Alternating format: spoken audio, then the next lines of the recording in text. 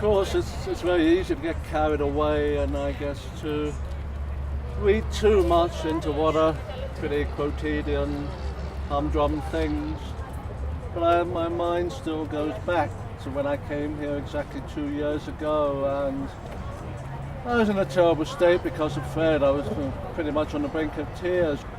And so I parked the car here and wandered over.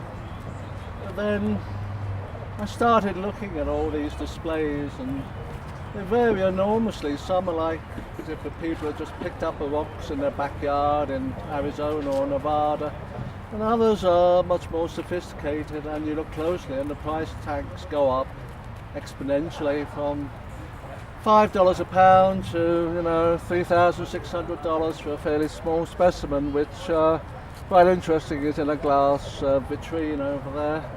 But the point I'm making is that suddenly you come across something that you'd have to be pretty dull not to rise to. And for me, colour is one of those almost mystical things. And I'm not getting religious because I'm a decided atheist, to put it mildly. But that doesn't mean to say you can't feel the sense of wonder in things. It's quite the opposite. You feel wonder in the everyday, maybe small epiphanies amidst all the hassle and humdrum things. I mean, the fascination of gems is pretty much as old as you can find. It goes back way beyond Egyptian times and all that. The fascination partly lies in the fact that there seems to be an order here. I mean, you look at something and you see intrusions, like rutile intrusions, and it's as if one thing were growing out of the other. And that's literally how some of these crystals were formed. They formed on and grew upon, accreted on another crystal, on another piece of rock. So it was something, almost organic about what is profoundly inorganic and mineralized. But as a broader point, and that point is there seemed to be a life in that. There seemed to be some kind of purpose. But the broader point too is colour and light. And as far as I'm concerned, colour, light, pattern, design, geometry, I mean, these have to do with number. And you only have to go to a wonderful book like Darcy Thompson's on growth and form. It's precisely about the fact that there is form. There are mathematical patterns of growth in nature. The shell of a nautilus, the distances between the lengths of the shell as they turn in upon themselves are golden section numbers, like a Fibonacci numeral series. And one of the points about Thompson, he says that number is the secret of the universe. I don't want to get too mystical. I mean, we're not going to go into, Close Encounters or something like that. But the serious scholarly point is light and colour. And jumping to sort of art history, Gombrich has a whole essay on the philosophical and aesthetic and art historical attraction of colour and light and jewels. And of course, he alludes back to the other great art historian, Erwin Panofsky, who did a classic short book on Abbot Suger and the treasure of the Basilica of Saint Denis. And Abbot Suger saw in colour and light precious stones, and thence in the famous stained glass, which will go on to Chartres. He saw that as an embodiment of the otherworldly and the divine, if you like, the divine absolutely anchored in the material, which is very, very interesting, and that also has Platonic overtones. So maybe all these dusty rocks, all these people have kind of brought them from Nevada and Wyoming and Arizona. Maybe there's a deeper logic and there's a deeper aesthetic here, and we shouldn't just laugh at it. It's not just a case of people looking at gewgaws and trinkets. There's something else much deeper, which I think touches on a very profound level of human perception and psychology.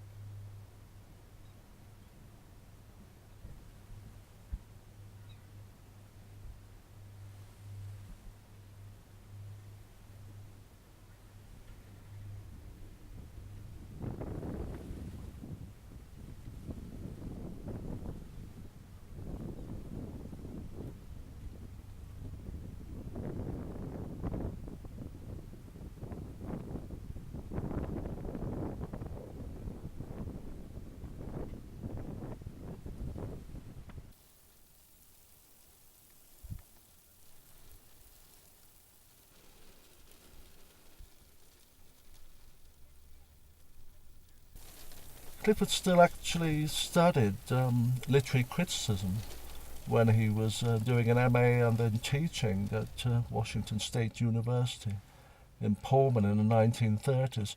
And he made a very special point about the fact that he had studied the ancients and literary criticism. And he said that he was very much concerned with the sublime. He called it, I quote, a paramount concept in my work and ideas from an early age, but understood least by those who go on talking about it in typical Still fashion. And I have no doubt that one of the writers whom Still read was the Hellenistic period Greco-Roman writer, philosopher, rhetorician known as Dionysius Longinus, sometimes called as Pseudo-Longinus. And he wrote a tract about oratory, which is in Greek perihopsis, and it translates roughly on the high style. But this is the key point, a locus classicus, we would say, where the idea of being at a height becomes metaphorical. And it has to do with the elevation of the mind and spirit towards what we now call the sublime. And Still definitely knew that. But what I also think about, from a purely personal viewpoint, is the notion of going to heights. And Fred and I, we pretty much drove over every single pass in the Alps in Europe, running from the Pyrenees all the way to Triglav in Slovenia. And we just loved driving over these passes because it was a kind of unique experience. You go up, first of all you're in the land of trees and grass and all that, and the trees start to thin out. The flora changes, the fauna changes, and then at certain points you get to a tree line, and you usually find you're following the course of a stream. And then you get up and you find yourself in a landscape of snow, ice, rock, sky, water, and it's just a wonderful romantic experience. But there's another side to this, because it reminds me of reading William Wordsworth, and particularly his long poem, The Prelude. And in that poem there's a very, very famous passage when Wordsworth is going from Switzerland down into Italy, over the Alps, and his carriage takes a Simplon pass, which Napoleon, of course, took as well. But this was a bit after the Napoleonic Wars. And the passage known as the Simplon Pass passage in the Prelude, it's been called by literary critics one of the most electrifying passages in the whole of the English language. And it is electrifying because Wordsworth somehow catches that sense of elevation from the natural to something literally supernatural, if not God, but a sense that there is some force out there. And towards the end of the Simplon Pass passage, the poetry suddenly mutates from a natural scene into what Wordsworth himself calls a great apocalypse. Features of great apocalypse, of first and last and middest without end. It's an amazing piece of romantic sublimity, and it actually caught my eye when I was working on Still and researching him. And what I'm going to say next is very self-serving, but I wrote about Still in relationship to the Simplon Pass passage. But then afterwards, when his library got to the Clyfford Still Museum, there was indeed a book of Wordsworth poetry. And it may be just chance, maybe fortuitous, but I'd also like to think it was serendipitous that at the very point, the Simplon Pass passage, there was a metal clip on the page.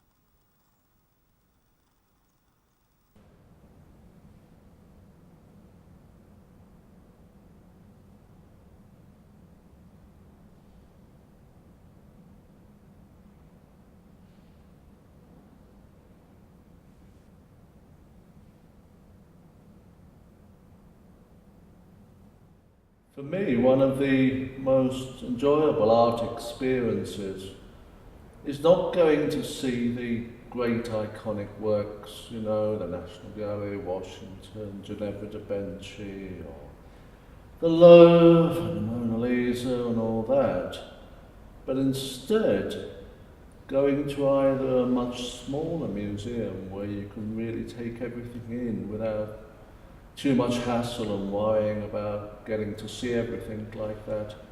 That Goddard film, I can't remember, was it Band Apart, where they see how quickly they can go around the Louvre, and they manage to do the whole of the Louvre in something like 6 minutes or something like that. It's not that kind of experience which I found interesting.